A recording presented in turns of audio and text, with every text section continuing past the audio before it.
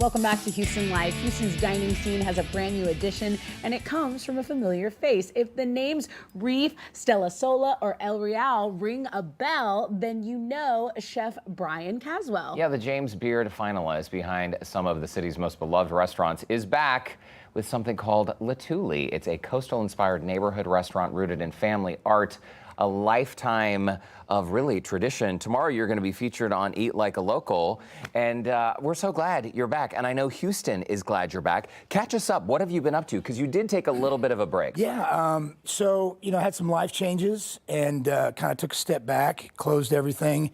And then right after I closed everything, COVID happened, right? So that kind of forced me into this kind of sleep period, you know, this kind of time where I could reflect and take off. I'd never really done anything but work since I was in my early 20s. Wow. Traveled and worked all over the world in kitchens, just getting my ass kicked, you know. And but yeah, I mean, it was different. So when the world was closing, you had kind of aligned up your taking a break anyway. You said that time was really meaningful for you. How so? It was great because, you know, my son and I, my mom and my dad had dementia at the time, and we lived down at our bay house, and so we fished. And when I spent 80 days on the water with my father and my son at the same time, which, if you think about it, is an impossibility. Like, nobody can fish that much and have an actual job unless you're working on the water. Yeah. And so that was beautiful. He became completely ingrained in my son's life, the outdoors and the love of water and nature, which is the same for me. So that was a great thing. Your restaurant, Stella Sola, Reef, as Tessa mentioned, to run a restaurant, I think a lot of us think that it's a very glamorous thing, right? I mean, you mentioned that you worked in kitchens around the world where it was tough, right? I mean, yeah. Chefs were tough on you. You came up through the ranks. What do you think it is that has drawn you to this career? And especially after taking a break and having that nice reset, you were ready to go? Well, you know, I thought I might have been done. I started consulting for a while, and that just really wasn't for me. And it just kept coming back that I still had something to say. You know, as far as like what makes a restaurateur, you know, I've been saying lately, I think that you have to be a bit of a masochist to run a restaurant. I knew it. He likes the pain. Right? I mean, or at least you have to be able to take a punch, you know, because it's tough. And at the same time, you have to make it look glamorous while you're doing it. Yeah. Right? So, you know, it's like, I think it's a lot like those girls walking down the runway with their feet shoved in really tight heels that are painful, but they look amazingly sexy and graceful as they're doing it, but they're in pain the whole time. Similar to that, I think. Effortless. Yeah. An effortless, painful I am never going to forget that analogy, Bryan. So we're looking at pictures right now from Latuli. You know, with a resume like yours, you can work anywhere. Why Houston? Well, Houston's my home. Yeah. You know, Houston, there was never, even though I've worked all over the world, you know, 5 different countries, 3 different continents, it was never an option for me not to come back to Houston. Houston has always been where I wanted to work and ply my trade. You have said that this new concept, Latuli, is not just like a recreation of the other restaurants. It's not like a blending of them. This is really more of like a reflection of you, Bryan, and your style as a chef. Is that fair to say? Yeah, I think so. You know, like it took me a long time to admit the artistic part of my career. I always denied it, but like any artist, sometimes you get right up on a painting or a piece of work, and it's hard to see the forest through the trees. Yeah. And taking that time off gave me that ability to kind of like reset and take a look at what's important and what I really want to say and what I really want to cook. And what is that? And we're working that out right now. Okay. Well, it's a constant evolving thing. It's ever evolving. Yeah. Well, the restaurant looks beautiful, but you know, Houstonians, they know good food and they are, you know, they're ready to judge anything. So we have high standards, is I think what you're trying to say. We're real right? eaters. Well, and also backing up to Reef. So Reef was a restaurant that really kind of defined like the modern seafood dining scene in Houston, right? I mean, I feel like I love when visitors come to town and we take them out to restaurants because people are blown away. Is one of your goals with Latuli to surprise people with what they'll find on the menu? I mean, I think surprising people about Houston's my favorite thing in my life, right? And so many people come into town, and I've always told people I'm like a de facto tour guide about Houston. I mean, there's so many things people don't know, that they're the most culturally diverse city in the United States, that we're the largest non-zone city in the United States and almost the world. I mean, we have all these different things that are just a mishmash, almost like a new Creole city, right? And, you know, most people don't know that when they come there. If you tell somebody from New York that we're the most culturally diverse city in the United States, nobody they will call you a liar. It's True. right? Yeah. They just don't know. And so, I mean, and it's a very interesting town. If you think of the top 10 cities in the United States, population-wise, we're not a destination city. Right? So in order to be a successful restaurateur, you're dealing with your locals, your return business. It's not like New Orleans where people are coming and never coming back, or maybe they don't come back for 10 years. Houston's completely different from a restaurant standpoint than any of the top 10 cities. Well, and you are part of the reason why we are. I don't know about that. Truly, It's truly, true. it's true. Okay, Bryan Caswell, we're going to take a quick break. We mentioned the evolution of the menu. I'm excited to get into the kitchen to see what we're going to cook up. Yeah, you're going to share. He is sharing his grandma's chicken and dumplings with us, and we'll talk more about Eat Like a Local and that connection too when Houston Life returns.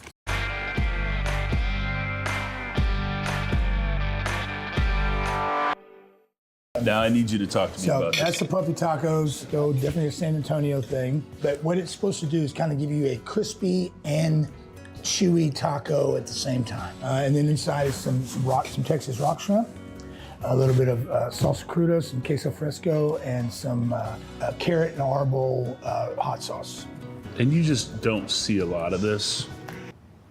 Well, that is just a sneak peek of Chef Bryan Caswell. Caswell on Eat Like a Local with Chris Shepard, which airs tomorrow. We're really excited to watch that. Yeah, we just saw tacos. So from the tacos to the pizza, Latuli really is inspired by what family traditions passed down through the generations. Is that right? Well, I think, we call it coastal cuisine is where. So for me, coastal cuisine is like 100 miles offshore, 100 miles inshore, and that whole strip of Texas that goes down, and all the cultures that kind of might mismatch through that thing. Okay, well, this chicken dumplings recipe is something that was inspired by your grandma, who made sure that. Why was she so adamant about you learning this recipe? She wasn't. It was me. So my grandfather, Swede Caswell, we all call him Swede. Okay. His name's Owen.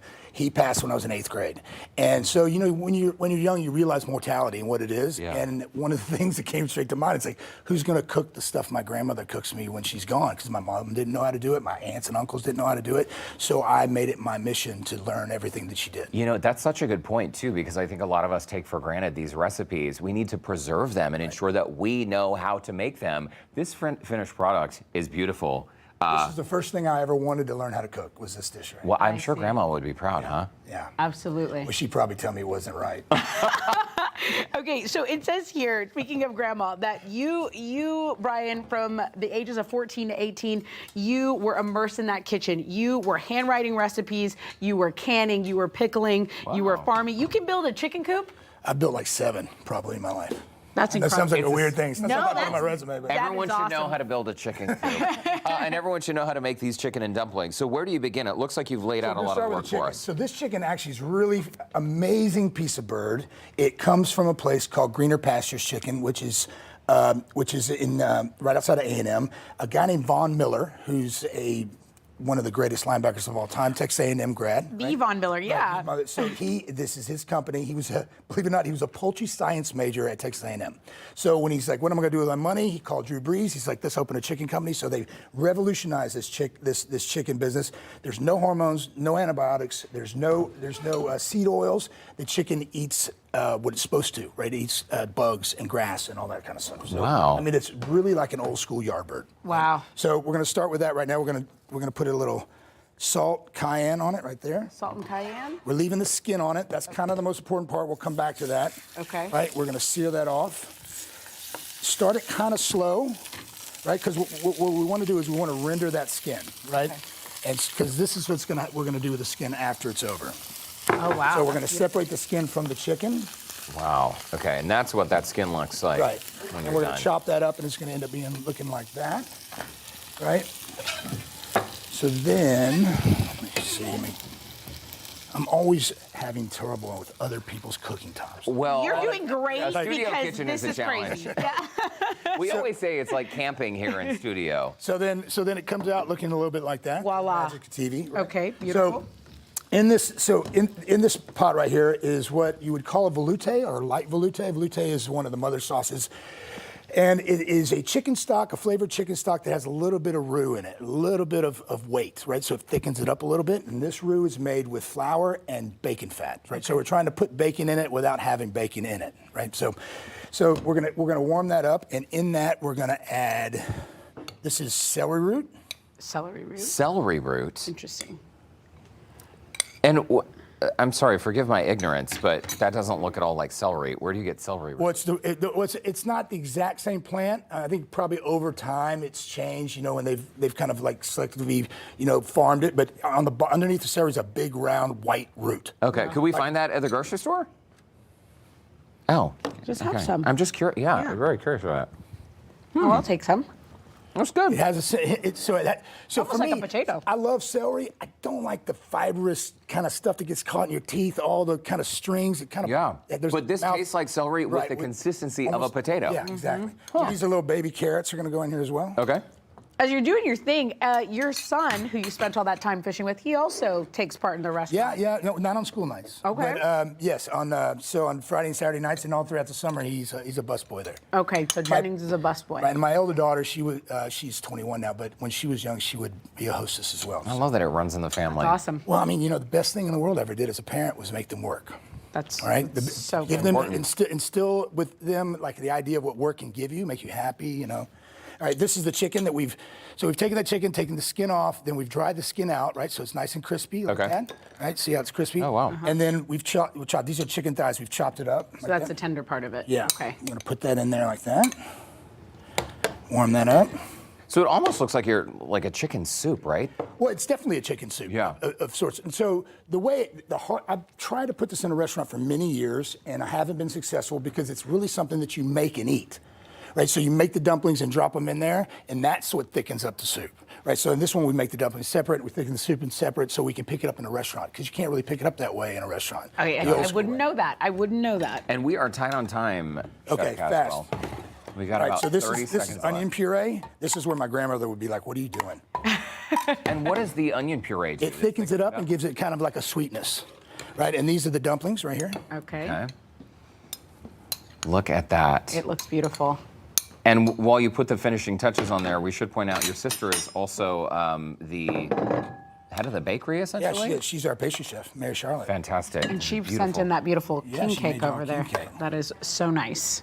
Okay, so while you dish this up, Chef Bryan Caswell, don't forget to our viewers, you can catch him tomorrow on a brand new episode of Eat Like a Local, Chris Shepherd, 10 a.m. right here on KPRC2. By the way, this recipe will be posted on our website, houstonlife.tv. And this finished product, I'm sure it tastes as good as it smells. Smells This is the delicious. crispy chicken skin. This is actually this is the stuff right here. Oh, so you break it up just like that. Right, yeah. Speaking of break, we'll be Okay. right back. Thank you, Chef Bryan Caswell. That's